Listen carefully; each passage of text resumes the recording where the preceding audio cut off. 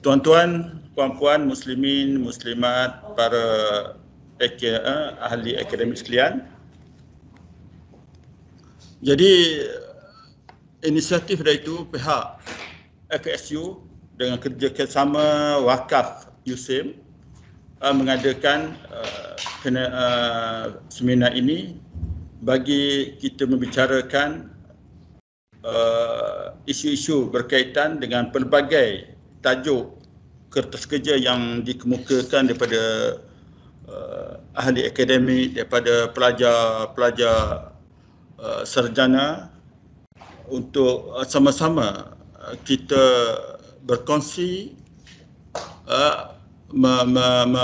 memberi pandangan bagi membantu menyelesaikan, mengatasi atau membendung perkara ini dari aspek masing-masing, sama ada dari aspek undang-undang ataupun dari aspek syariah.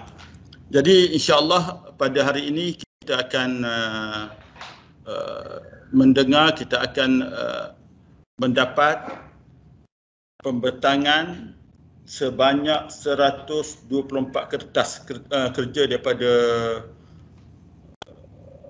pelbagai daripada bidang syariah dan undang-undang dalam pelbagai tajuk, dan dibentang oleh pelajar atau juga ahli akademik daripada beberapa buah negara, termasuk daripada Arab, daripada Indonesia dan sebagainya.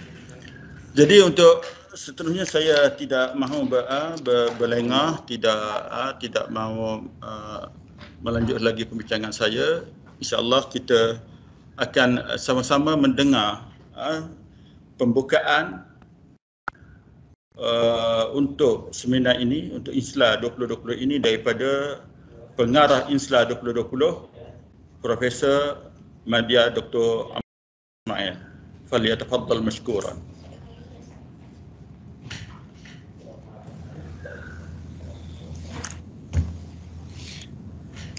Okay, terima kasih kepada pengacara majlis Dr. Sabri Awang. Bismillahirrahmanirrahim. Alhamdulillahirabbil alamin, wassalatu wassalamu ala Rasulillah wa ala alihi wa sahbihi wa man tabi'ahum bi ihsanin ila yaumiddin. Amma ba'd. Assalamualaikum warahmatullahi wabarakatuh. Alhamdulillah, marilah sama-sama kita merafakkan setinggi-tinggi kesyukuran kehadrat Allah Subhanahu wa taala, kerana dengan limpah kasih dan kurnianya juga rancangan mengadakan seminar antarabangsa syariah dan perundangan atau International Conference on Sharia and Law INSLA 2020 dapat dilaksanakan seperti mana yang telah dirancangkan. INSLA 2020 merupakan kali kedua diadakan dan kali pertamanya ialah pada tahun 2018.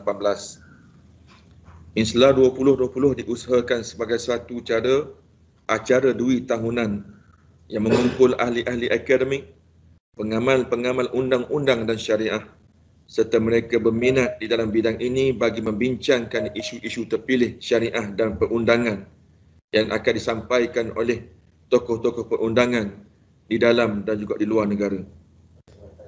Sekalipun dilaksanakan secara di atas talian ataupun online, penyertaan INSLA kali ini amat memberansangkan. Kita telah menerima lebih 100 kertas kerja seperti mana yang telah dinyatakan oleh pengacara majlis tadi, terutamanya daripada Malaysia, negara-negara ASEAN, Timur Tengah dan lain. Kertas kerja ini ditulis dalam 3 bahasa, iaitu bahasa Malaysia, bahasa Arab dan juga bahasa Inggeris. Memandangkan COVID-19 telah melanda hampir seluruh negara di dunia, maka tema INSLA 2020 kali ini berkisarkan kepada situasi semasa, iaitu hala tuju syariah dan undang-undang mendepati pandemik COVID-19. Yang menariknya, kali ini kita menampilkan beberapa tokoh tersohor tanah air sebagai pengucap tamu atau keynote speaker yang akan membicarakan isu-isu berkisarkan COVID-19. Dan tokoh-tokoh yang saya maksudkan itu ialah Yang Berhormat Senator Datuk Dr. Zulkifli Muhammad Al-Bakri, Menteri di Jabatan Perdana Menteri Hal Ehwal Agama, Tun Zaki Tun Azmi, mantan Ketua Hakim Negara, dan Datuk Dr. Naim Mukhtar, Ketua Pengarah Jabatan Kehakiman Syariah Malaysia, JKSM. Pandemik COVID-19 yang kita semua hadapi sekarang ini bukan sahaja melibatkan kematian lebih 1 juta orang, bahkan ia melibatkan juga pelbagai isu lain yang timbul melibatkan hukum hakam, perundangan dan sebagainya. Diharapkan dengan seminar INSLA 2020 ini akan menjadi medan perbincangan dan pencambahan minda bagi mewujudkan satu resolusi yang tuntas dalam menyelesaikan pelbagai isu khususnya berkaitan dengan pandemik COVID-19. Yutimu tanzimu hadzal mu'tamar fi kulli sanatain yajma'u baina akademiyyin wal mumarisin al-qanuniyyin wasyariah bil idafati ila مهتمين في هذا المجال لمناقشة قضايا مختارة في الشريعة والقانون مقدمة من شخصية قانونية من داخل وخارج البلاد على الرغم من تنفيذها عبر الإنترنت فإن مشاركة INSLA هذه المرة مشجعة للغاية. لقد قبلنا أكثر من 100 بحث بشكل رئيسي من ماليزيا ودول آسيان وشرق الأوسط وغيرها. والأوراق البحثية المقدمة شملت اللغة الماليزية والعربية والإنجليزية. ومن دؤي سرورنا أننا نتشرف هذه المرة بعض الشخصيات المرموقة في الدولة كالمتحدثين الرئيسيين وسوف يطرحون بعض القضايا ذات العلاقة بكوفيد-19 وهم yang berhormat Senator Datuk Dr. Zulkifli Muhammad Al-Bakri, Al-Wazir Rais Al-Wizara Syu'uni Diniyah, wa Tun Zaki Tun Azmi, Rais Al-Qada' As-Sabiq, wa Datuk Dr. Muhammad Naim Mukhtar, Mudir Am Dairatul Qada' Asy-Syar'i fi Malaysia, JKSM. Akhir sekali, saya ucapkan jutaan terima kasih kepada seluruh AJK yang bertungkus lumus, tidak kira siang dan malam, bagi menjayakan INSLA 2020. Hanya Allah yang layak untuk membalas setiap titik peluh mereka. Begitu juga kepada pihak pengurusan fakulti, dekan dan seluruh kaki tangan USIM yang sentiasa memberi sokongan bagi menggerakkan seminar ini. Tidak lupa juga kepada seluruh pembentang yang telah memberi kerjasama yang mantap dengan mengikut segala garis panduan yang telah ditetapkan oleh Jawatankuasa INSLA 2020. Akhir sekali, sama-samalah kita doakan agar Allah Subhanahu wa taala segera mengangkat pandemik COVID-19 khususnya di Malaysia dan seluruh dunia amnya. Semoga kita semua boleh meneruskan kehidupan seperti sedia kala. Amin ya rabbal alamin. Wabillahi taufiq wal hidayah. Wassalamualaikum warahmatullahi taala wabarakatuh. Waalaikumsalam warahmatullahi taala wabarakatuh. Syukran jazilan ala husni ilqa من المسؤول أو الرئيس لهذه الندوة. Terima kasih kepada Dr. Wan Abdul Fattah, Profesor Madya, Dr. Wan Abdul Fattah di atas ucapan ala-aluan tadi. Dan dengan tidak berlengah masa lagi, kita akan berpindah kepada ucapan pembukaan daripada Dekan Fakulti Syariah dan Undang-Undang USIM, Dr. Nur Fadilah Muhammad Ali. InsyaAllah, faliyatafaddal mashkuran.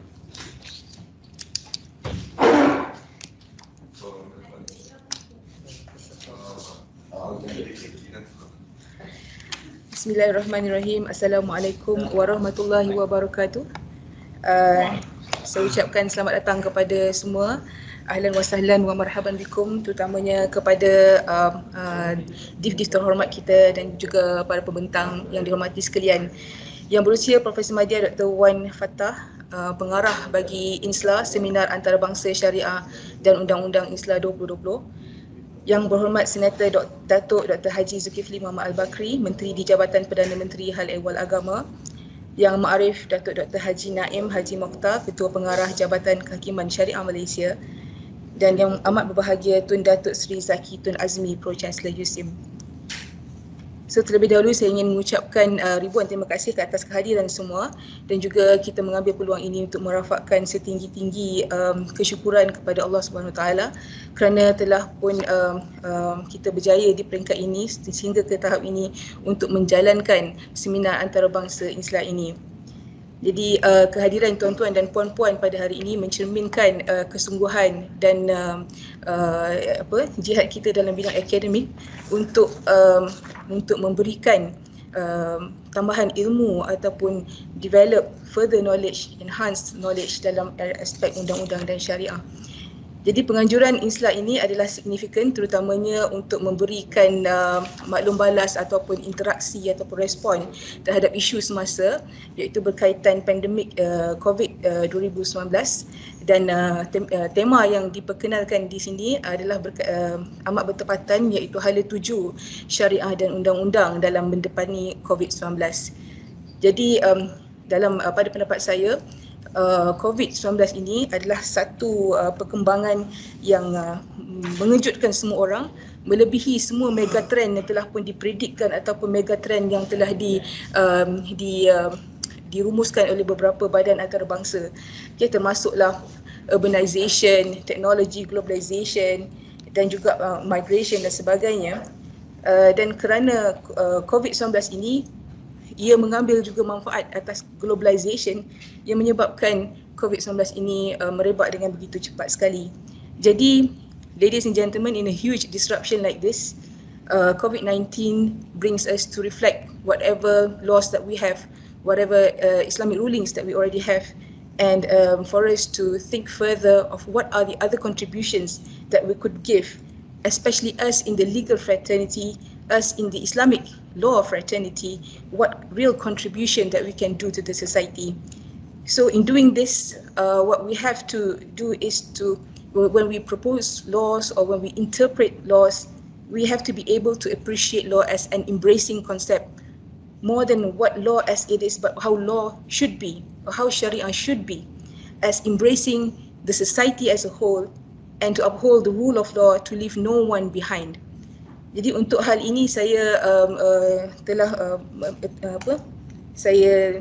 rujuk satu rujukan yang ditulis oleh Said Qutb dalam kitabnya Al-Adalah Al-Ijtimaiyah, one of his most referred source in social justice, which says that in situations like this, or in situations of a country, mutual responsibility is very important, especially in leveling the levels of those who have and have not.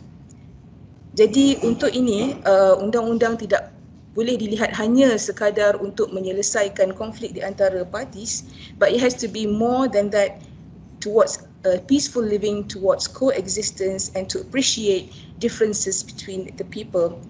And we should also be careful that even though we have laws in legislations, in statutes, but those laws, when we interpret them, it must not be done in a way that it leads to absurd consequences or rigid interpretation, because it should be, at the end of the day, be beneficial to the people at large.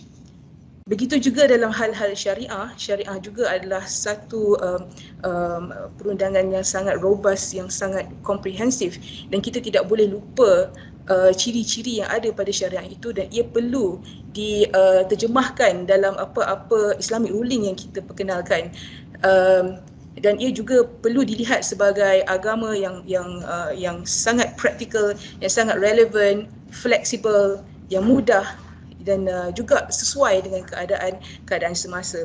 Jadi itu, if someone learns Sharia, he will first of all, the learning in Sharia would emphasize the characteristics of Sharia being flexible, muruna, or taisir, all those elements which are the foundation of Sharia as a whole. And most of all, what is important is the principle of justice, and us scholars, Islamic scholars, are the gatekeepers of Islamic law, and therefore whatever that we present today in our papers, I believe that we have done that, and those are 4 for us to show how Islam is responding well to whatever situations that are coming towards us. So in this COVID-19, we have also the opportunity to look back at what Islam already has and what Prophet Muhammad SAW, through his sunnah, introduced measures for pandemic. Those who are in the area of pandemic to not leave the pandemic area, to not go to the pandemic area, is actually revolutionary during that time, and it is the same direction given by many countries today to curb the pandemic of COVID-19. So this is very revolutionary, and we should be very grateful to be in the Islamic fraternity, which already have all this guidance in our daily life, including the wisdom behind the wudu, that is to wash your 5 parts of the body which are exposed to germs, and that is what makes us that would avoid us from being too exposed to this COVID-19 pandemic. So I think that is all from me. Basically, I wish everyone a very good day ahead, and I really hope that whatever that we are introducing today in our presentation, it will be for the benefit for the large. And inshallah natasharrafna bihudurikum al-jami', wa I hope that this seminar will be a seminar that is going to lead to more other efforts in the future. So thank you very much. Assalamualaikum warahmatullahi wabarakatuh. Waalaikumsalam warahmatullahi wabarakatuh.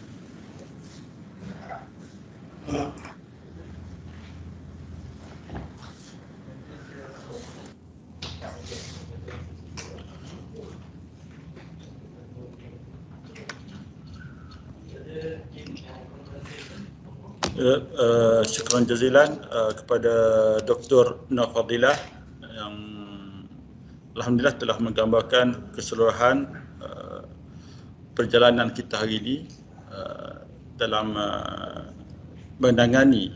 dalam isu menangani jangkitan COVID-19 menurut perspektif syariah dan undang-undang yang cuba kita tangani melalui wasilah INSLA ini. Jadi kita terus pada mendengar ucapan iaitu keynote speech yang pertama daripada Yang Berhormat Senator Datuk Dr. Haji Zulkifli Muhammad Al-Bakri selaku Menteri Agama Malaysia, dan tajuk beliau pada hari ini ialah mendepani cabaran sosial, politik dan agama, kesan COVID-19 dalam konteks syariat Islamiah. InsyaAllah penyampaian beliau melalui dalam bahasa Arab. Falyatafaddal mashkuran.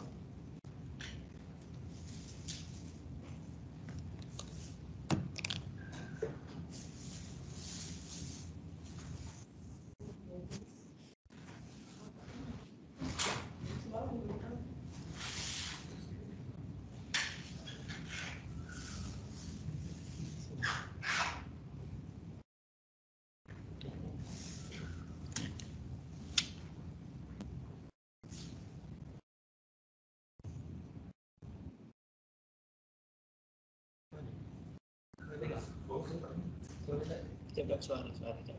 Ini. Tuh ada.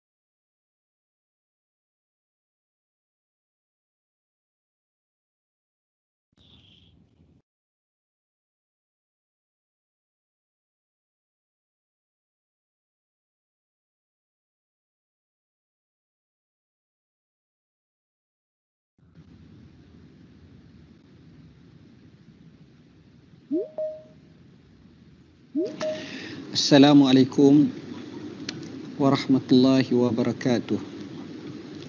Innal hamdalillahi nahmaduhu wa nasta'inuhu wa nastahdihi wa nastaghfiruh wa na'udzu billahi min syururi anfusina wa min sayyiati a'malina. Man yahdihillahu fala mudhillalah wa man yudlilhu fala hadiyalah.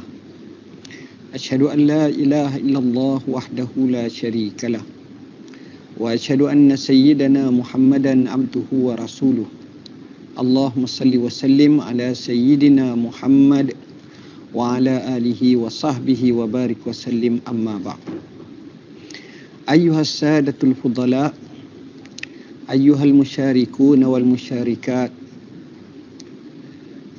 fi hadzal yawm al-mubarak nashkurullah ta'ala an yajma'ana fi afiyatin wa khairin wa salamatin hatta na'ish bitmitnan. Ayyuhas sadatul fudala, inna min adatil mujtama' ibtila'uha, li'anna al-ibtila' min sunanillahi ta'ala fi ardi, kama qala Allah ta'ala وَلَنَبْلُوَنَّكُمْ بِشَيْءٍ مِّنَ الْخَوْفِ وَالْجُوعِ وَنَقْصٍ مِّنَ الْأَمْوَالِ وَالْأَنفُسِ وَالثَّمَرَاتِ وَبَشِّرِ الصَّابِرِينَ. هذا الابتلاء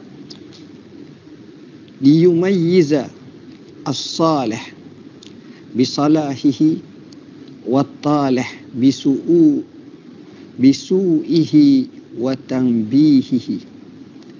ولما كان الابتلاء عاصفا للعالم بشتى مذاهبه وأطيافه وبقاعه، وقفت قيادة المجتمع بكل رجالاتها متصدية له بالعلم والفكر والاحتراز بل والإيمان، إيمانا منهم بالمسؤولية وحد الخطر المحدق بالعالم. وكان رجال الدين الإسلامي في طليعة هؤلاء القياديين في تفعيل الشريعة الصالحة لكل زمان ومكان، في تأطير الأحكام الموائمة وبيان التشريعات المناسبة واستنباط القياسات للمستجدات للطارئة في مواجهة COVID-19 والحد من انتشاره من خلال التأصيل للمبادئ والسن للأحكام وتوضيح دور رجال الدين واستنجاد الغايات وتفعيل المقاصد تأكيدا وترسيخا لأهمية الشريعة الإسلامية وأثرها الفاعل في الملمات والنوائب وكل المستحدثات البشرية. أيها الإخوة الفضلاء، مبرزين في ذلك روح التعاون والتعاضد والتكاتف والتماسك والوحدة في نهج الدين الحنيف، في دور تأثير مبادئ الحجر الصحي في النازلات والنوائب، قياسا على أصول هذا الدين بمقاصده وأولاها وأولها حفظ النفس الإنسانية. أما دور العلماء في بيان الأحكام وإقراء المبادئ استخراج المقاصد، حرصا من رجال الدين في تماهي الشريعة وصلاحها لكل زمان ومكان. أخذ العلماء الأجلاء يبرزون أهمية اليقين بالله والدعاء له وضروراتها، بيان أحكام الحجر الصحي، بيان أحكام الوقاية من الوباء، بيان أحكام التداوي من المرض وله. بيان أحكام التزام التعاليم المنظمة الصحية في الحد من نشر الوباء وغيرها من الأحكام الدائرة في مجال الوباء كوفيد-19 ومدار فلكه، كعمل المؤسسات في المجامع والمنظمات الإسلامية ودور الفتاوي الشرعية والمنابر والأماكن الدعوية وغيرها من مثل الأزهر الشريف والمجمع الفقهي الإسلامي ورابطة علماء المسلمين وغيرها الكثير فضلا عن الجهود الفردية، مقتفين أثر الخليفة العادل سيدنا عمر بن الخطاب رضي الله عنه عندما أراد دخول الشام وعلم بها طاعونا استشار أصحابه فقالوا له: ندخل إلا عبد الرحمن بن عوف قال: لا ندخل. فأخذ برأي عبد الرحمن لوضوح دليله، فقيل له: أتفر من قدر الله؟ فقال سيدنا عمر رضي الله عنه: نفر من قدر الله إلى قدره. وهذا تأكيدا لما هو في الإسلام من اتخاذ أسباب الوقاية والعلاج من الوباء الذي لا يتنافى مع الإيمان. وأصحاب علماء المسلمين ودعاته يبذلون الجهد في استنباط الأحكام للمستجدات الطارئة للوقاية والسلامة من الأوبئة الضارية، منقادين في قول الله تعالى المحكم: ولا تلقوا بأيديكم إلى التهلكة، جاعلين أحكام الطهارة في الفقه مقصد درس ومنشأ أمل يتحدث عن السلامة الصحية.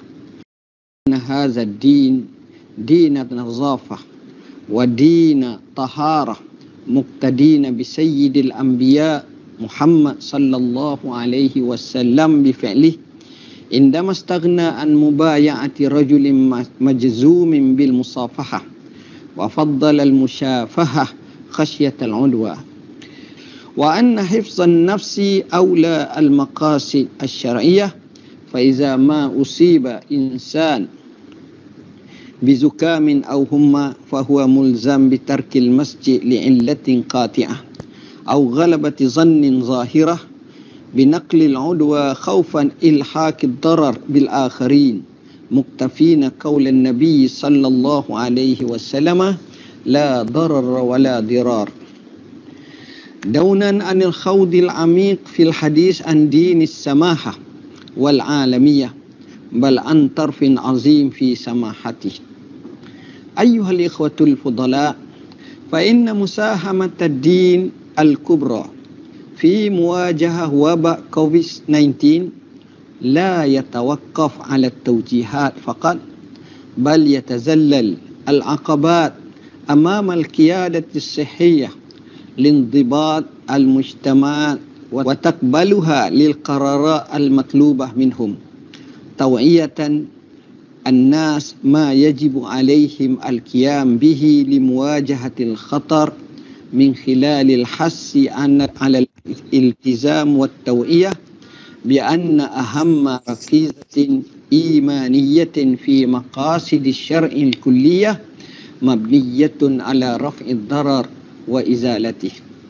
أيها الإخوة الأفاضل، ختاما نستضيء ببعض القرارات التي انتهجتها المؤسسات الإسلامية الماليزية كنموذج جلي بهي على سبيل البيان والأثر لدور الشريعة وإسهابها الفاعل في سلامة الإنسان وحفظ كرامته الإلهية لآدميته.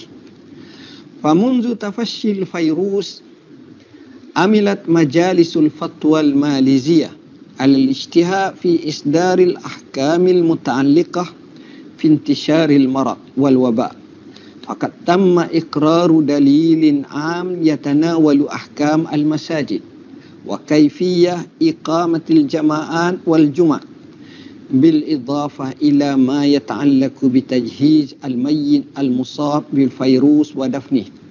وهذا وبالإضافة فقد تم إطلاق صندوق مساعدة كوفيد-19 بالتعاون بين الأجهزة والوكالات التابعة لوزارة الشؤون الإسلامية الماليزية، والذي يهدف إلى تقديم المساعدات العينية والمادية للتخفيف من آثار وتبعات هذه الجائحة. وحتى الساعة فقد تم إنفاق ما يقارب إلى 200 مليون رينجيت ماليزيا إلى المتأثرين من الجائحة، وهذا بالإضافة إلى إنشاء مطبخ الإطعام لإطعام المساكين والفقراء والمحتاجين، وأيضا وبنك الطعام. والغاية من ذلك كله هو التخفيف من وطأة هذه الجائحة التي تسأل الله سبحانه وتعالى أن يرفعنها عنا. وختاما، فإني أسأل الله العظيم رب العرش العظيم أن يحفظنا وإياكم والأمة الإسلامية من كل سوء ومكروه، وأن يشفي مرضى المسلمين، وأن يرفع عنا هذا الوباء آجلا غير آجل. وأقول أيضا وأدعو الله سبحانه وتعالى وأقول اللهم إنا نعوذ بك من جهد البلاء ودرك الشقاء وسوء القضاء وشماتة الأعداء. اللهم إنا نعوذ بك من زوال نعمتك وتهول عافيتك وفجاءة نقمتك وجميع سخطك. نعوذ بكلمات الله التامات من شر ما خلق. اللهم إنا نعوذ بك من البرص والجنون والجذام ومن سيء الأسقام. اللهم يا حي يا قيوم برحمتك نستغيث ومن عذابك نستجير. أصلح لنا شأننا كله ولا تكلنا إلى أنفسنا طرفة عين ولا أقل من ذلك. اللهم يا الله يا الله ادفع عنا الوباء وارفع عنا البلاء يا أكرم الأكرمين ويا أرحم الراحمين، إنه على ذلك قدير وبالإجابة جدير. والسلام عليكم ورحمة الله وبركاته.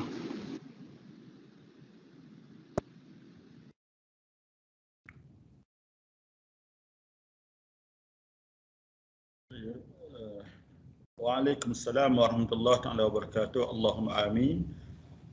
Jadi, terima kasih banyak-banyak di atas ucapan daripada yang hormat Senator Datuk Dr. Haji Zulkifli Muhammad Al-Bakri di atas keynote speech pertama tadi, dan kita terus pada mendengar ucapan daripada yang berhormat, ucapan daripada yang amat arif Datuk Dr. Haji Muhammad Naim Haji Mukhtar di bawah tajuk Reform of Sharia Judiciary Institution during COVID-19 Pandemic. Dipersilakan.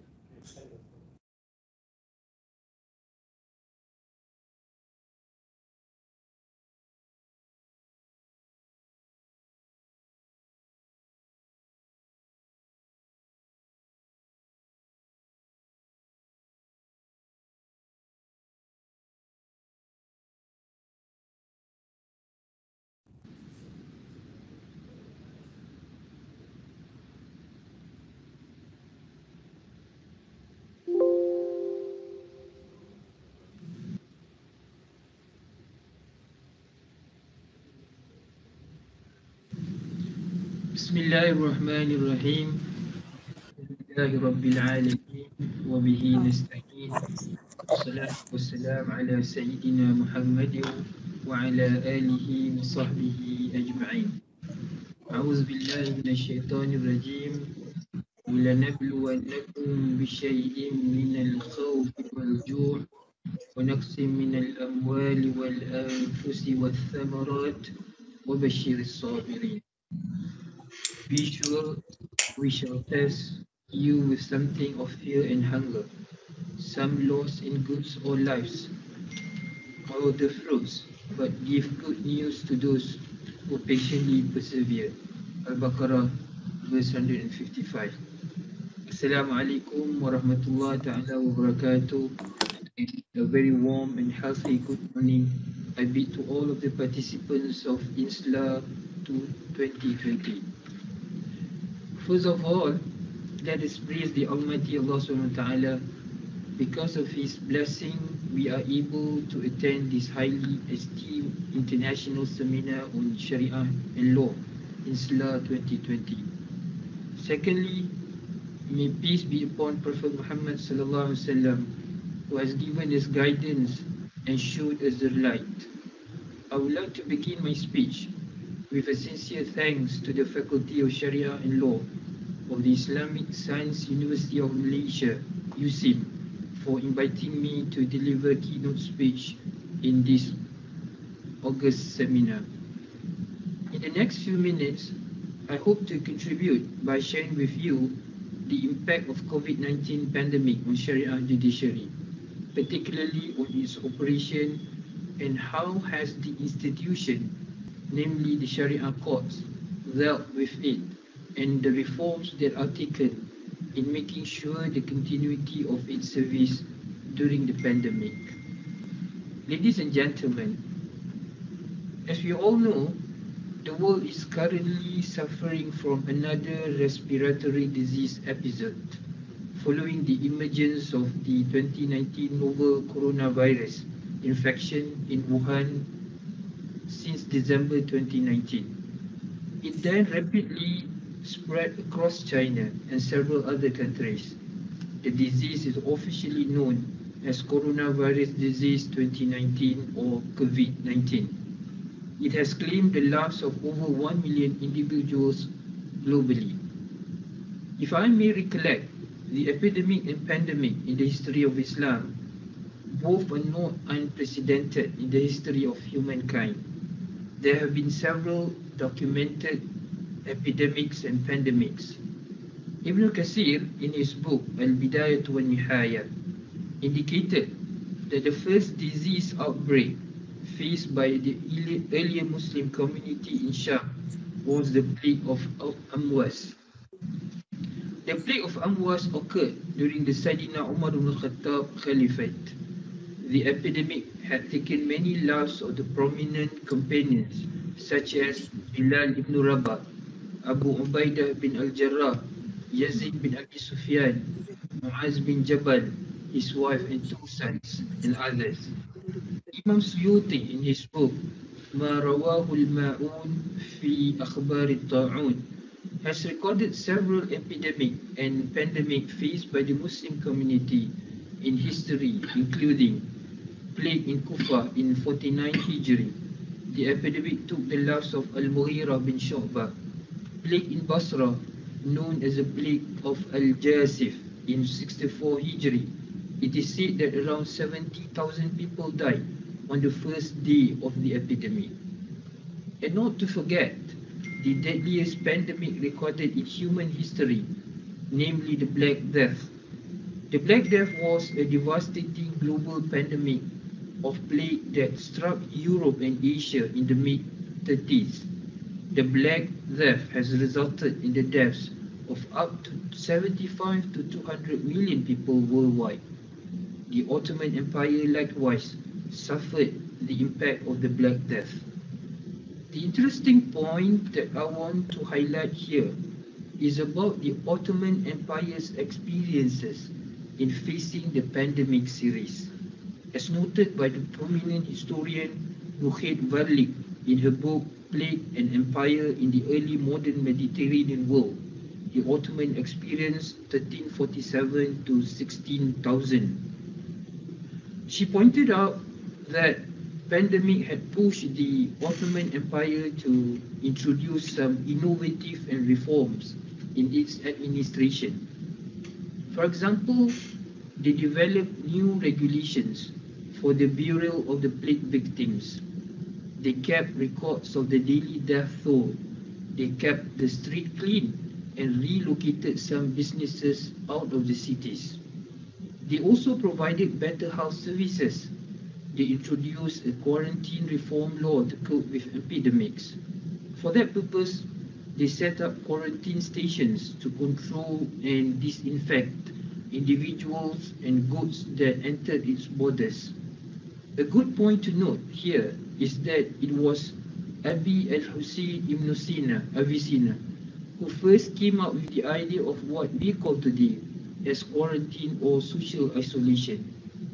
He came up with the method of isolating people for 40 days.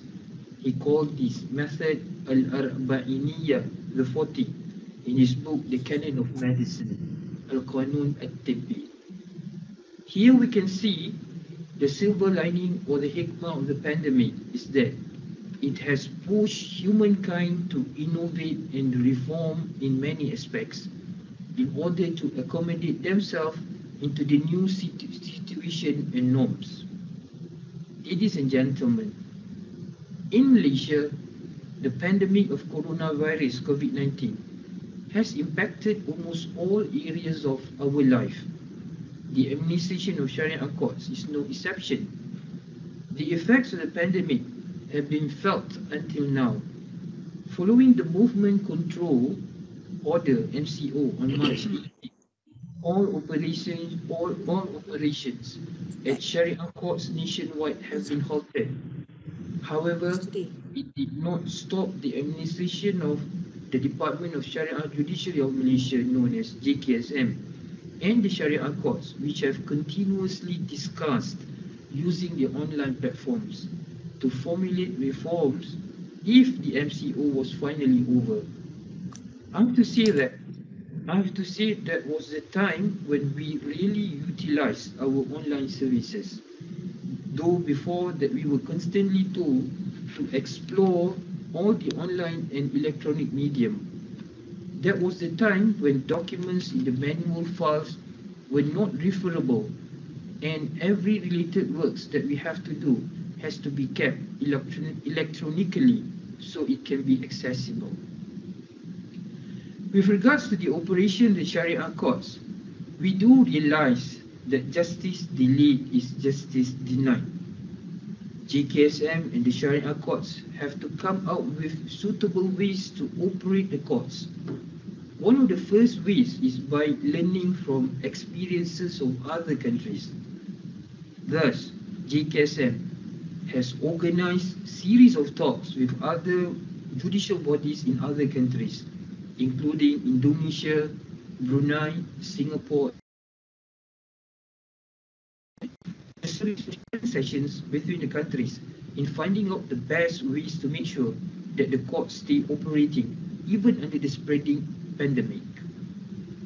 Dear brothers and sisters, during the MCO, all Sharia court staff worked from home. As a first exposure to the new normal, work directives and related instructions were being circulated and implemented using the communication medium such as telephone, email or WhatsApp. In the midst of MCO and during Conditional Movement Control Order CMCO from May 13 to June 9th, some Sharia courts resumed its operation in a very limited manner.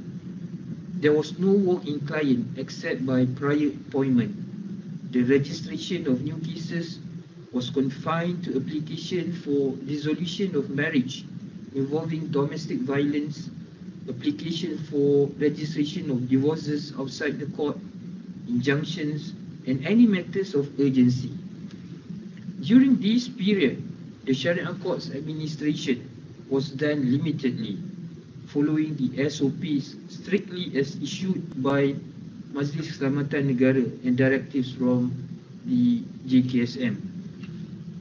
It was only on June 10 that all Sharia courts in the country are back in full operation, in line with the Recovery Movement Control (RMCO) ahead of the civil courts, which only resumed its entire operation in July the 1st. In tandem with the government measures and SOPs, JKSM has been issuing administrative directives and SOPs to all Sharia courts from time to time to accommodate and adapt with the current changes, and most importantly, to normalize the new normal.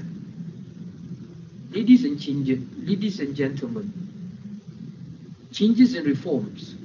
During MCO's period, apart from many cases that have been postponed, there was also an unusual spike in divorce cases. During the MCO, the Sharia courts only received 11 divorce applications. This minimal number is understandable because during this period, everybody was stuck at home.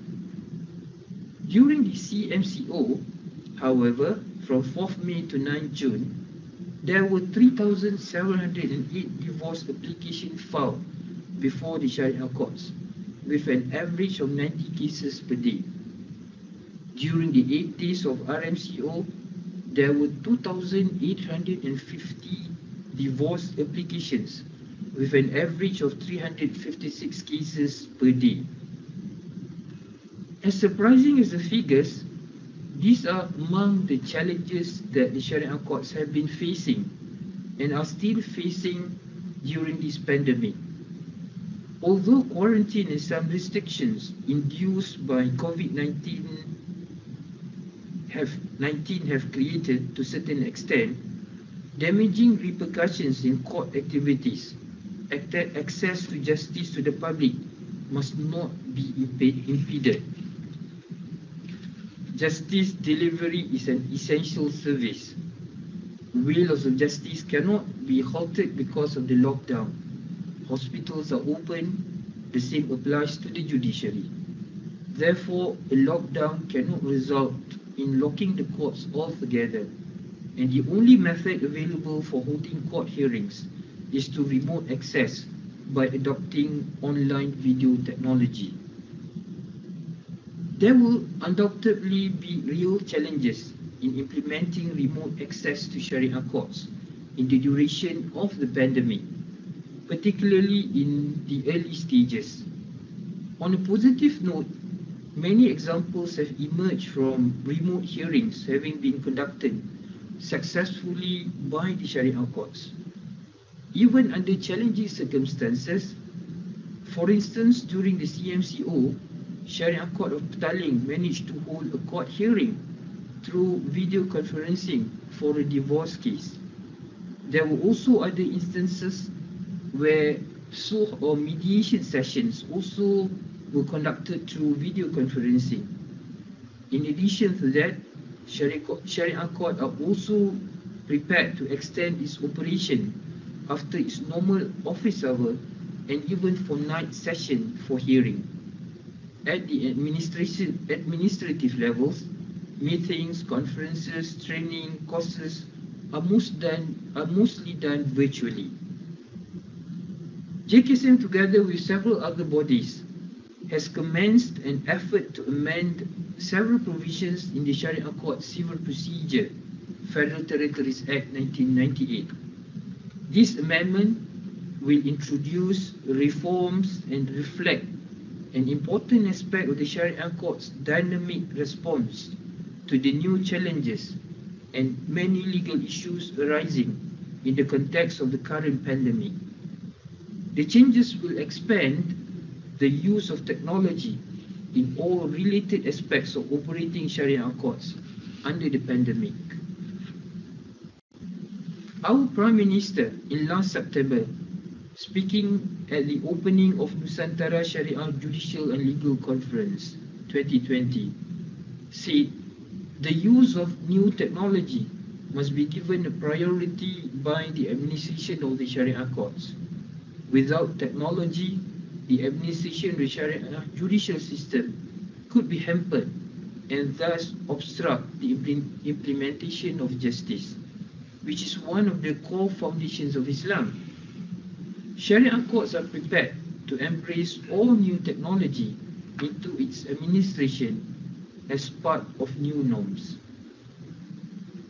Ladies and gentlemen, although we are still combating the COVID-19, the pandemic will not definitely stop all the efforts pioneered by JKSM in bringing new reforms in the administration of Sharia courts in Malaysia. Among those reforms are to restructure of JKSM and Sharia courts based on the concept of separation of power. This is to be realized by the establishment of Sharia Judiciary Commission. Secondly, to rebrand JKSM as an institution managing all affairs relating to Sharia legislation. Thirdly, to reinforce the coordination and standardization of Sharia laws throughout Malaysia. Fourthly, to establish Sharia Court of Appeal at the federal level. Fifthly, to expand and widen jurisdiction of Sharia Court in terms of its criminal and civil jurisdiction. Sixthly, to review the emolument rate of Sharia judges by legislating Sharia Judge Remuneration Act. To enhance the cooperation with ministries and other departments either at the federal or state levels. And last but not least, to improve the competency and efficiency of Sharia officers through the establishment of the Sharia Judicial Training Institute. Ladies and gentlemen, in conclusion, COVID-19 pandemic is proving to be one of the greatest socio-political levelers in our generation. In this situation, we find ourselves united by the same goal of finding appropriate solutions within our institutional boundaries to uplift our economies and societies. If justice delayed is justice denied, the COVID-19 would seem to be a disaster for our judicial system. But 8 months into the crisis, there are signs that what is slowing courts overall is actually accelerating reforms in procedures. This is undoubtedly the hikmah, or the blessings, or the wisdom, or the positive side of COVID-19.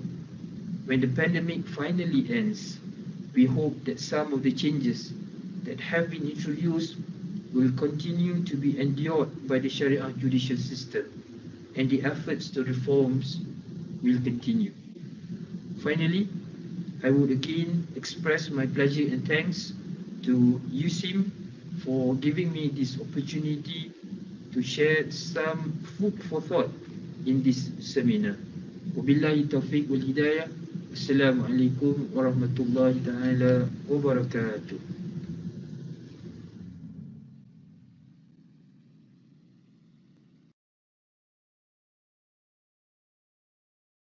Waalaikumsalam warahmatullahi taala wabarakatuh. Terima kasih Datuk atas speech yang telah disampaikan sebentar tadi. Dan kepada tuan-tuan, puan-puan, para akademik sekalian dan juga peserta yang ada, tiba masanya kita akan mendengar speech yang ketiga, keynote speech yang ketiga, iaitu daripada Yang Bahagia Tun Datuk Seri Zaki Tun Azmi.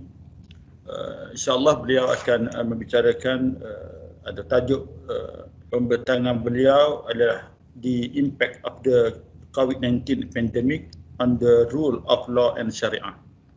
Dipersilakan.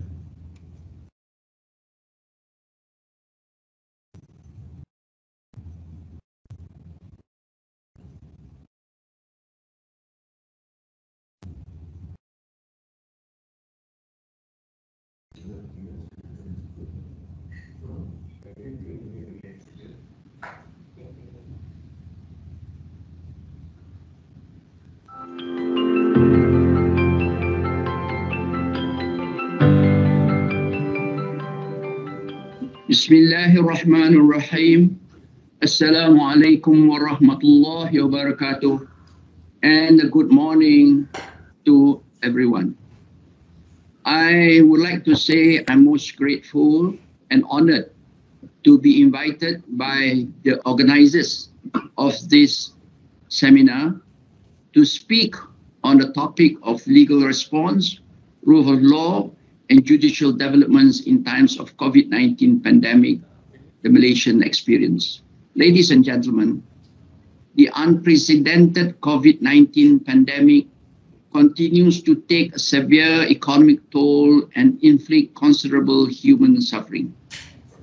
Despite significant efforts coordinated at the international level by various organizations, the swift impact of the crisis has asymmetrically affected the global and local populations through continuous disruptions to our daily life. Consequently, a number of COVID-19 related restrictions and security measures are introduced by governmental bodies to mitigate the short and long-term fallout of the pandemic, accompanied by legal developments to enable and implement them. These authorities play an essential role in maintaining order and control to limit the impact of the outbreak. However, where governments respond with an expanded role and the compelling presence of law enforcement, the struggle to uphold the rule of law will be more apparent than ever. The speech explains whether these measures can be materialized without infringing our existing rights and rule of law within the global context, and will canvass the developments on the front of the judiciary to cater to the new norms and order. Ladies and gentlemen, ever since its emergence from Wuhan, China, COVID-19 pandemic has plagued Malaysia in several waves. The first took place between the 24th of January to the 15th of February 2020, with an initial record of 22 cases, consisting mainly of infected individuals arriving from China. Less than a fortnight later, on the 27th of January 2020, we saw a second surge with an alarming increase in infections due to local community transmissions, with the highest being recorded at 277 cases. Following the second wave, drastic and immediate action was taken by the Malaysian government to limit the spread of the pandemic by declaring a movement control order, or what we call the MCO, which came into effect on the 18th until the 31st of March 2020 under our Prevention of Control of Infectious Disease Act 1988, Act 342. Subsequently, physical movements were restricted through immediate closures of schools, universities, and places of worship, as well as the banning on international travel, i.e., all implemented with the aid of the armed forces and the police. In fact, these implementations of the laws were led by the police under the Police Act. All persons residing in Malaysia, citizen or not, were obliged to abide by this order. The only exceptions were made for those listed as essential services. Ladies and gentlemen, the population of Malaysia, I'm happy to say, accepted the restrictions imposed quite willingly. Unlike countries like United States of America and certain European countries, as well as Brazil, where there have been and continue to have major by its citizens due to the restrictions implemented. I've been reading news and following news reports as well as on the social media, and I find that this is so in so many countries. When we speak about freedom, there are two freedoms that are basically affected by this COVID-19 pandemic. One is the freedom of movement, and the other is the freedom to exercise generally what they call their basic rights. For example, what they claim to be the rights not to cover their faces or to go out anytime they like to play whatever games they like in the public or indoors. I think most countries have recognized, as advised by the World Health Organization, or WHO, that wearing of masks and social distancing can substantially reduce the spread of the virus. More so now with the new strain, which spreads faster than its original cousin. Countries which impose these strict regulations seem to be more successful in containing the infection rate than those who do not comply. We can see clearly that, as I said earlier, some states in the United States, the rate of infection is much faster than other states, depending on whether the state is a Republican support or Democrat supporting state. Now, if we accept this as the preamble to limiting the contagion effect of virus, then why do people object against complying with these requirements?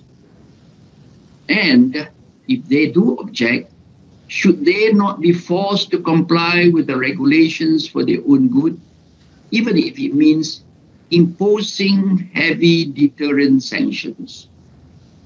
Laws, as we all know, are made for the good of the large majority, even if few do not like it. That is part of democracy. Some writers tended to suggest that it is important to adopt measures to contain COVID-19, but it must be done in a manner that is protective of essential human rights. Of course, we want to do that where possible. Our newly appointed Prime Minister, Tan Sri Muhyiddin Yassin, seeks to fulfill this by announcing the Movement Control Order proclaimed under the Prevention and Control of Infectious Disease Act 1988, or we call PCIDA. The police, who are essentially empowered in implementing these laws, invoke incidental powers under the Police Act 1967. During the phase of MCO, steps are taken to flatten the curve of the widespread COVID, among which are restrictions of movement, prohibiting mass gatherings involving sports, religion, social, and cultural activities. Additionally, houses of worship, business premises, as well as government and private premises were required to be closed. The exception to the rule were those designated as crucial to the livelihood of many, such as essential stores, which sell everyday necessities, and or those involved in essential services for the country, such as the supply of water, electricity, energy, telecommunication, and postal, as well as other essential services. Included in these essential services are delivery of food and essential items. They are normally called the Grab or the Uber services. The education sector is also not exempted from this series of closures and shutdowns. This includes kindergartens, public and private school, pre-university institutions, public and private higher institutions, as well as training institutions. Travel bans are issued by the Malaysian government with strict requirements under which Malaysian citizens are prohibited from travelling abroad, and Malaysians returning from overseas must undergo health checks and be quarantined for 14 days. All tourists and foreign visitors are also prohibited from entering Malaysia. The police, acting with the assistance of other law enforcement agencies like the military and the local government enforcement agencies, using the Police Act 1967, enforce these laws. This allows them to take lawful measures, including apprehending all persons whom they are by law authorized to apprehend, conducting prosecutions, and giving assistance in carrying out any law relating to revenue, excise, sanitation, quarantine, immigration, and registration. Under the PCIDA, non-compliance with the order is an offense. The offender will be fined or liable to be sent to prison. But in practice, many are just offered a compound of a maximum of 1,000 ringgit or USD $250. In view of the fact that in Malaysia, the per capita of Malaysia is only 12,000 USD, sum of 250 USD is sufficient to deter many offenders. The effect of what is normally called the lockdown, or in Malaysia we call the MCO, is its impact on the economy. That is the battle faced by many countries, if not all, in this world, whether to open the economy and risk the spread of the pandemic, or impose a lockdown and risk their population facing threat to the economic life. To some extent, this may be true. In Malaysia, what we did was, at the beginning of the economy, we closed the country from all sorts of activities for quite a long period.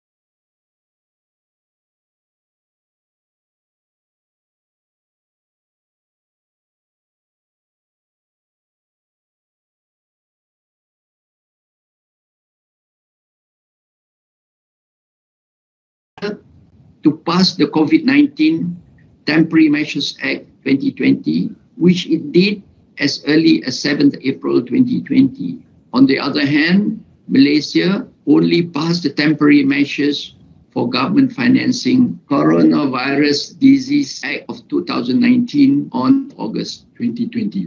Pursuant thereto, the government had announced a number of stimulus packages, what they call the Prihatin Rakyat Economic Stimulus Package, Prihatin SME Economic Stimulus Package, and Short-Term Economic Recovery Plan. These initiatives provide aids, financial aids for citizens, such as in cases of late payment for housing loan, which is not imposed to the purchasers from 18th of March till 31st of August.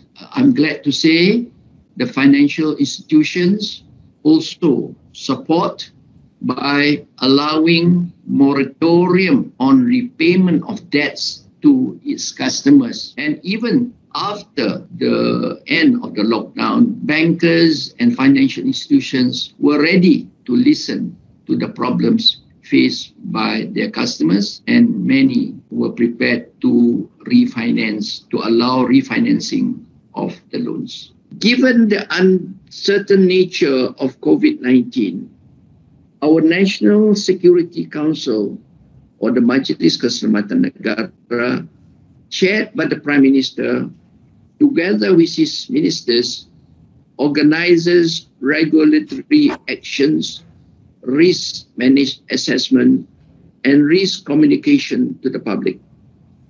The government also implemented proactive risk management, border controls, and travel bans, along with the economic and budgetary responses. Such rights-respecting mechanisms that seek to ensure accurate, reliable, and up-to-date information about the virus and the current situations of the country are communicated to the public in a very transparent and timely manner.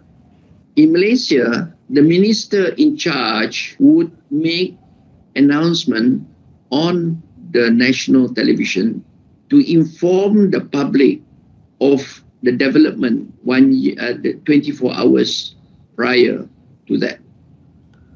And every evening, the Director General of Health will announce the number of cases that was recorded 24 hours before that. And that includes number of deaths, locality, and he is open to questions by those present at the press conference. So everybody in Malaysia knows what the development of the progress or deterioration of the spread of the virus. While Malaysia was imposing the recovery movement control order, we have also learned lessons from other countries who managed to curb the spread of the virus well. And this includes countries such as Taiwan, South Korea, New Zealand, and the likes. Malaysia itself learned from the earlier days of the COVID as to how restriction can be imposed. It now balances between how much the economy should be open. We now allow shops to open, but still impose restrictions regarding movements and working hours. Just like UK now imposes the 3-tier restrictions, in Malaysia, we had been doing this since a few months earlier, where we call the different restrictions by different names.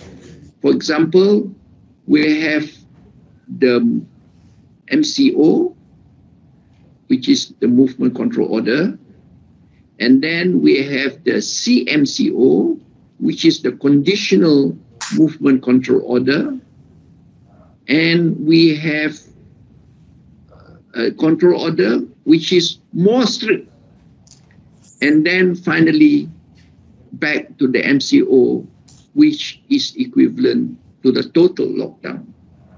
Now, I am now going to be bold in this presentation to suggest a rather radical idea, perhaps because Malaysia is facing a peculiar political situation and its recent experience from a state or provincial election where immediately after the election, which of course involves candidates campaigning, we are now suffering a very bad third wave. The daily figures of cases have gone up 2 to 3 times the highest figures of our second wave. Our only consolation is that the number of daily deaths are proportionately lower. Now, what had happened was, briefly, there was a tussle for the control of the government in Malaysia. This originated because the government in power today, as I'm speaking to you, was accused by other political parties of gaining power by backdoor, where the current Prime Minister went to the King and got the King to agree that, to recognize that he had the majority control in Parliament and was sworn in as a Prime Minister.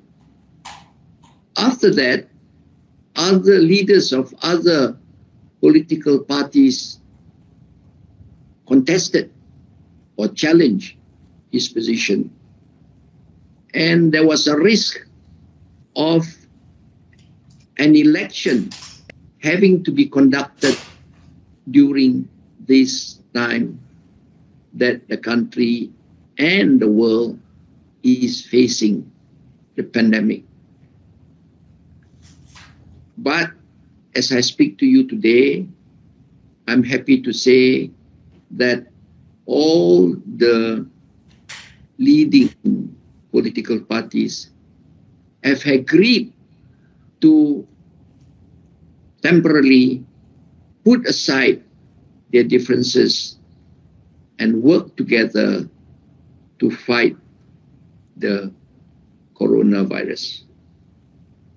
The bold idea that I want to make is whether, if in the event the country has to face a general election, which definitely, as I said, involves campaigning and voting, this will lead to wider spread, speedier spread of the virus amongst the population.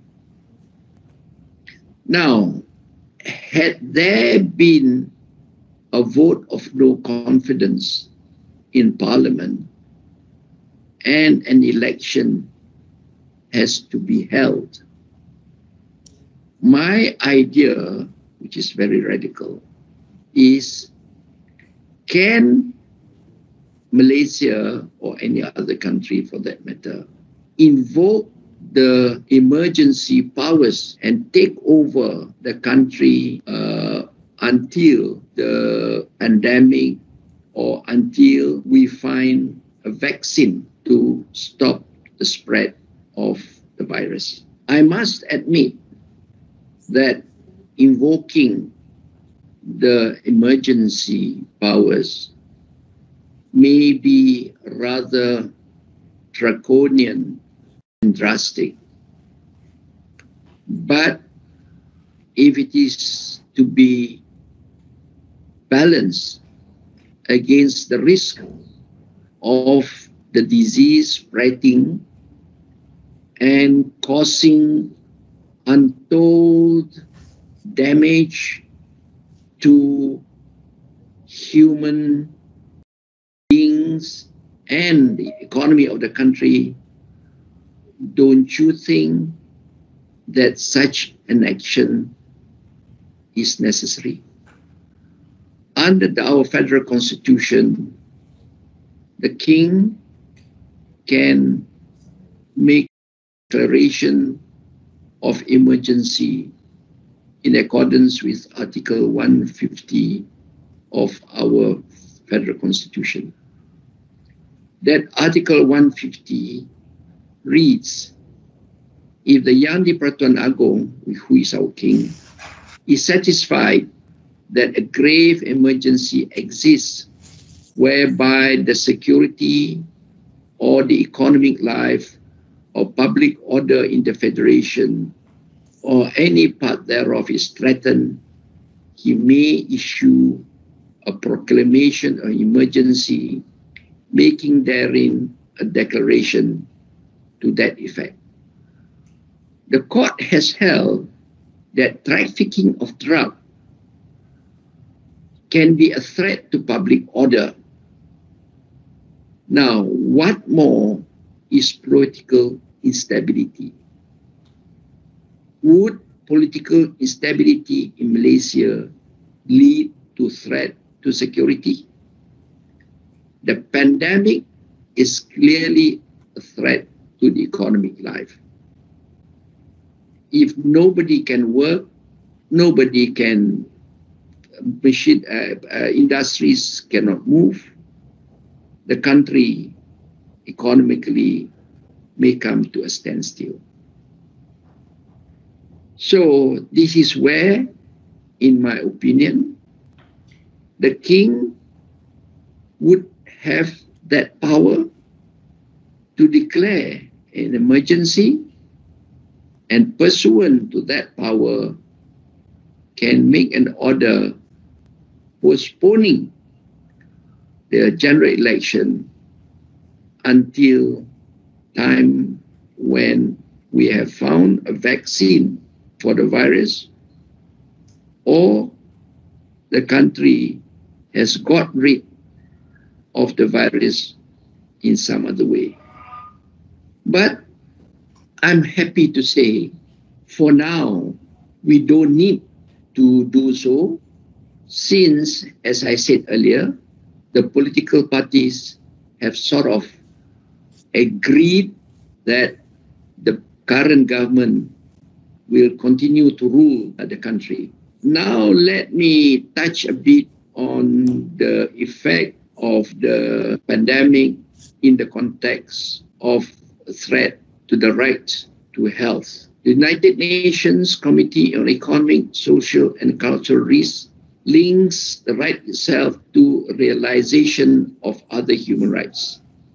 The right to health is closely related to and dependent upon the realization of other human rights as contained in the International Bill of Rights, including the rights to food, housing, work, education, human dignity, life, non-discrimination, equality, the prohibition against torture, privacy, access to information, and freedoms of association, assembly, and movement. These and other rights and freedoms address the integral components of the right to health. Public health concerns linked to SARS and H1N1 that plagued the country emerge on a more manageable scale. The MCO in Malaysia, introduced by the government as the current worldwide pandemic unfolded, now continues to be outspread, could herald tensions between the public health interests and personal rights and freedom, democratic principles as the rule of law. Beyond the national sphere, authoritative guidance on government responses that limits human rights on the basis of public health of national emergency can be borrowed from the Syracuse principle adopted by the UN Economic and Social Council in 1984. The principles underline safeguards that can guide states to ensure emergency declarations and measures are not simply a disguise or cloak for repressive actions and arbitrary power against any section of the population, including the minority and vulnerable groups. Although Malaysia is not a party to the International Covenant on Civil and Political Rights 1966, the following principles available under this instrument are useful to ensure those entrusted with power to enforce public health measures adhere to our constitutional safeguards. Such measures and responses must be 1. Issued and implemented in accordance with the law.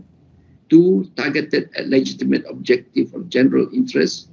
3 strict requirements in democratic society to meet the objective. 4 the least intrusive and restrictive available to reach the objective. 5 based on scientific evidence and neither arbitrary nor discriminatory in application. And 6 a limited period respectful of human dignity able to be reviewed. Quarantine and isolation are the most complex and controversial public health powers. During the time of uncertainty, the government has to take a firm decision after being informed and advised by the experts. Now, ladies and gentlemen, rule of law is a historic ideal that appeals to remain rhetorically potent, yet the precise meaning of the rule of law is perhaps less clear than before. Many invocations are entirely conclusory and some are seen as mutually valid and shifting. Within the Anglo-American traditions, the rule of law ideals have been contested, with the most focused exposition coming from a turn of the century British lawyer A.V. Dicey, who associated the rule of law with right-based liberalism and judicial review of governmental action. According to Dicey, the rule of law comprises 3 ideals. 1. Law prevails over arbitrariness and discretionary power. 2. Every man is subject to the ordinary law of the realm and amenable to the jurisdiction of tribunals.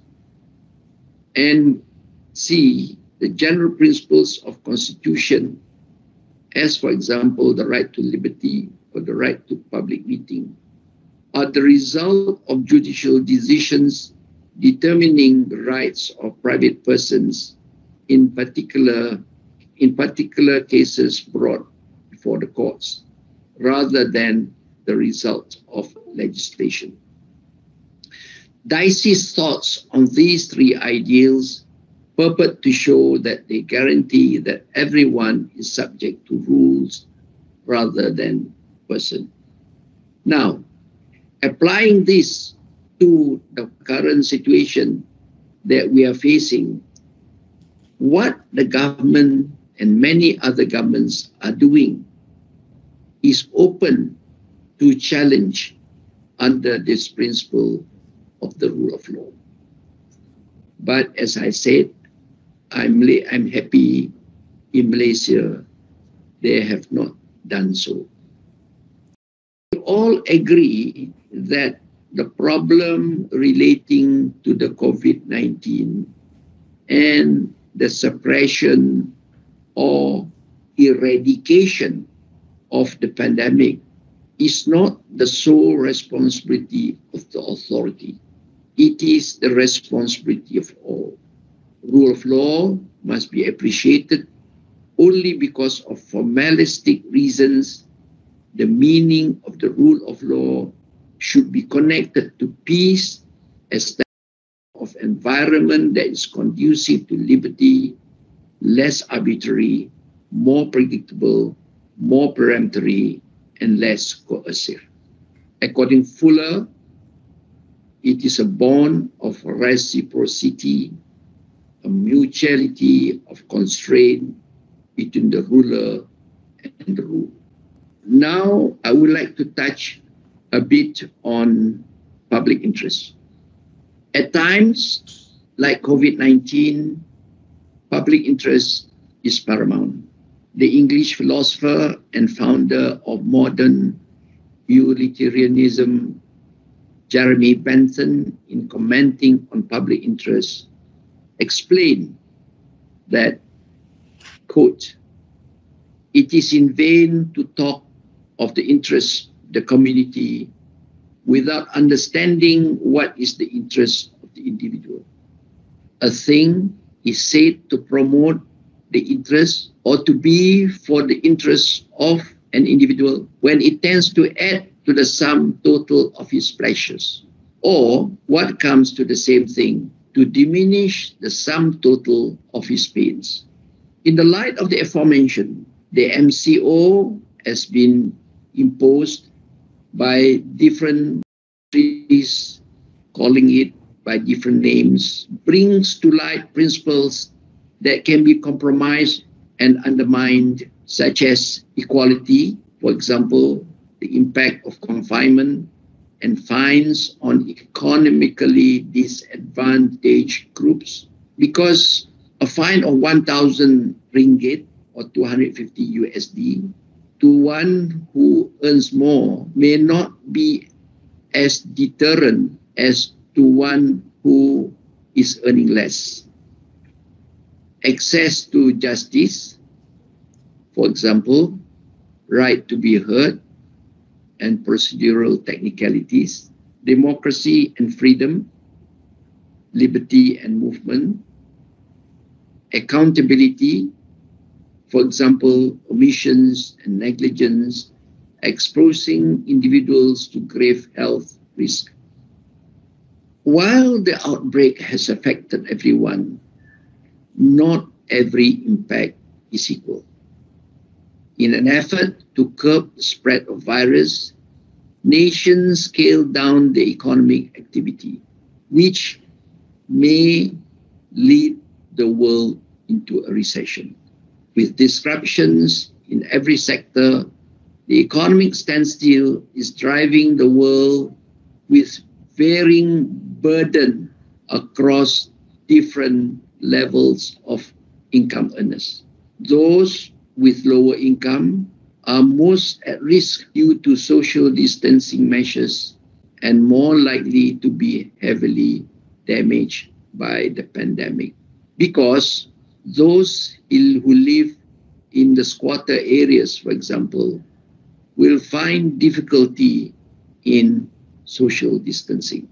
The other topic that I want to mention very briefly is the administration of justice during this period.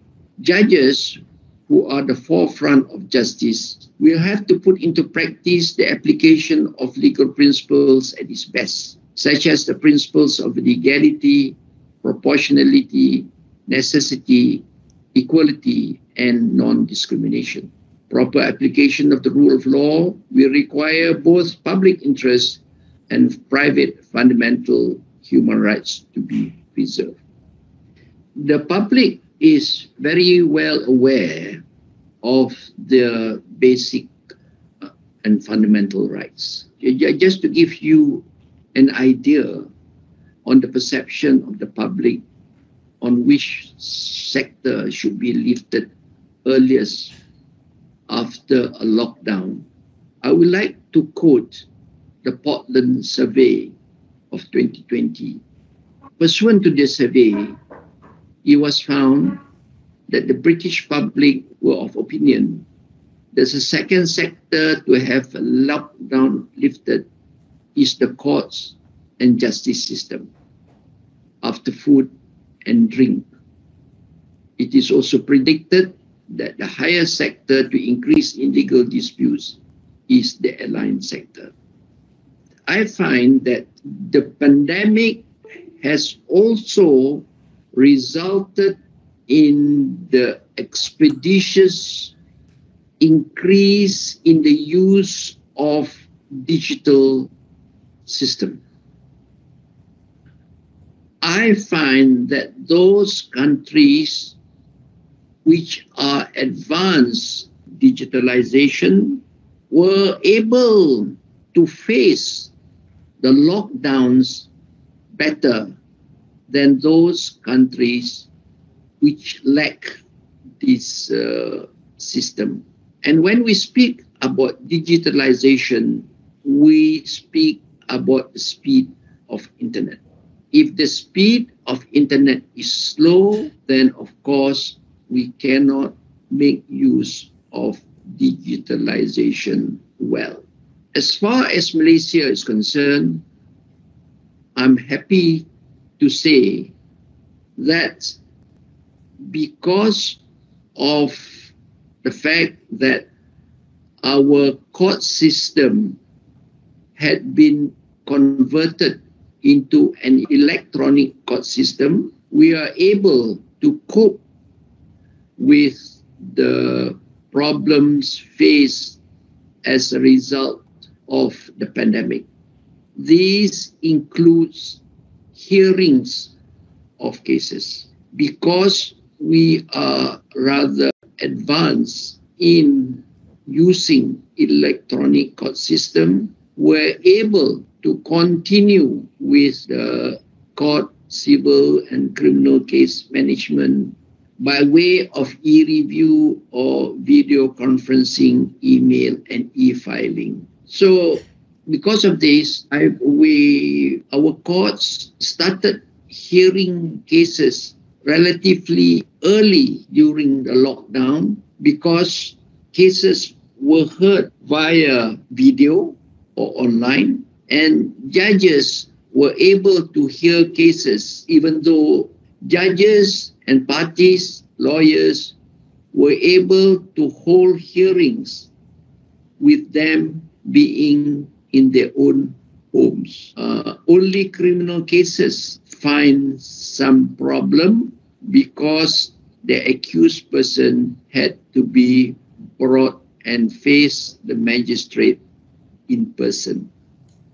I'm also proud to say, as the Chief Justice of the Dubai International Financial Center Courts, that for the last 6 months since the start of the lockdown in various countries, we continue to hear cases with judges sitting from their homes in Australia, me in Malaysia, and lawyers arguing the cases from London, and the registry doing their work, monitoring the cases in Dubai. So the whole world is a court. And by so doing, we are able to not delay the implementation of justice. The last item that I like to mention is the challenges facing the spread of fake news. Among the legal challenges faced by the Malaysian government during the first CMO or restricted CMO was the spread of fake news in facing the COVID-19. The government had to take strict approach in dealing with the virulent spread of fake news to curb panic among the Malaysian citizens. The police and Malaysia's Communications and Multimedia Commission have opened 270 papers on fake news relating to the COVID-19 pandemic, and I believe this number is increasing by the day. The senior minister, Datuk Sri Ismail Sabri, said the total 133 were being investigated and 35 have been charged in court. Despite there being existing laws in dealing with fake news, it has been challenging for the government in countering the widespread of fake news, especially in the social media.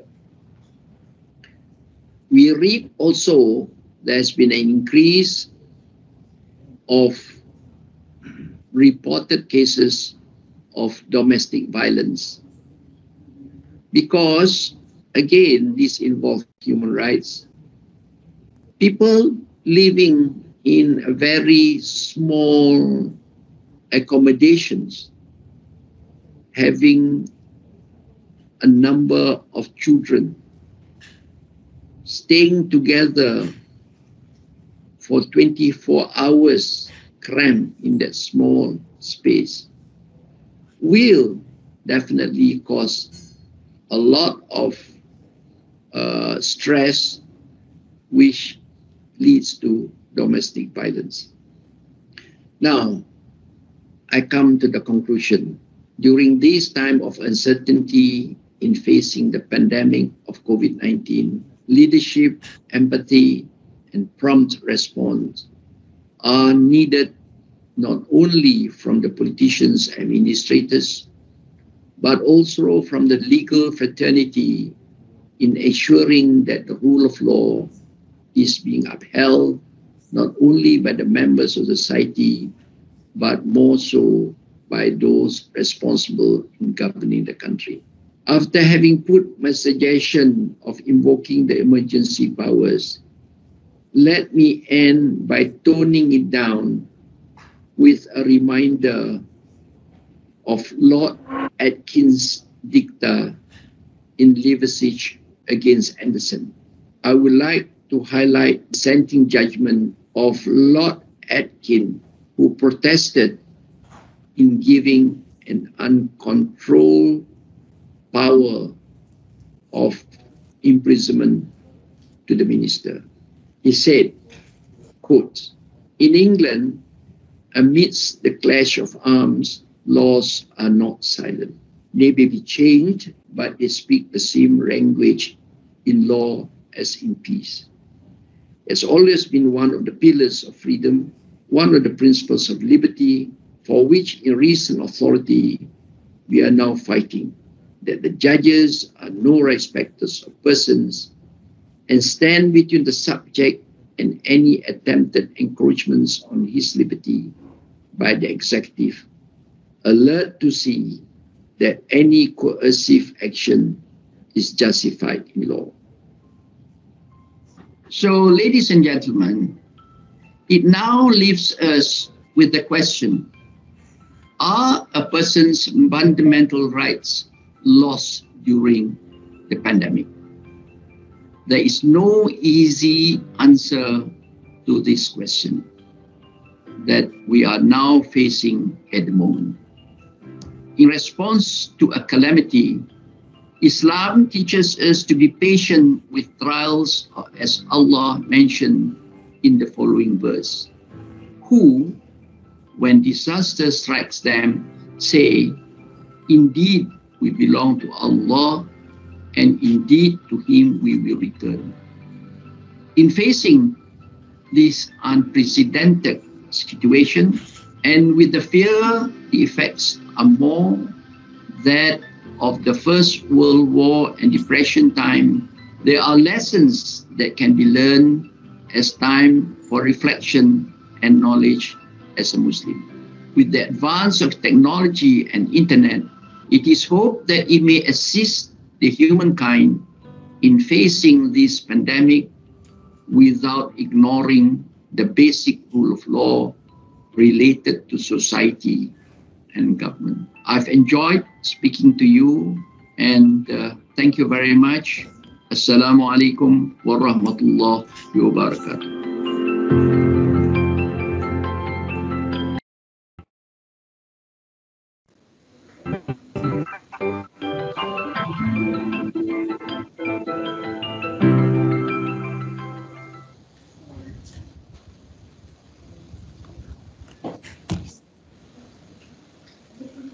Waalaikumsalam warahmatullahi wabarakatuh. Terima kasih kepada Tun Datuk Seri Zaki di atas speech yang disampaikan tadi. Dia Alhamdulillah dengan penyampaian Tun Zaki tadi, maka berakhirlah upacara opening kita untuk pagi ini, dan kita akan berpindah pada sesi pembentangan yang telah kita bahagikan kepada beberapa room dan kepada pembentang dan juga kita kata peserta boleh memilih room yang telah dimaklumkan sebelum ni, dan semoga kita dapat berseminar pada pagi ini dengan lancar dan mendapat keputusan, mendapat saranan, cadangan, resolusi sebagainya yang baik demi kepentingan ummah keseluruhannya. Jadi saya persilakan kepada semua pembentang dan juga peserta memasuki room masing-masing untuk acara seterusnya. Jadi semoga apa yang kita lakukan diberkati oleh Allah SWT. Ilal ikhwatil musyarikin wal musyarikat, نتفضل بكم إلى الغرف المعدة لكم ولإلقاء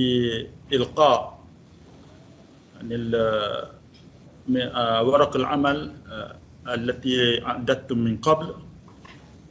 فليتفضل مشكورا أن تختار يعني الغرفة التي أعينت عليكم، فليتفضل مشكورا.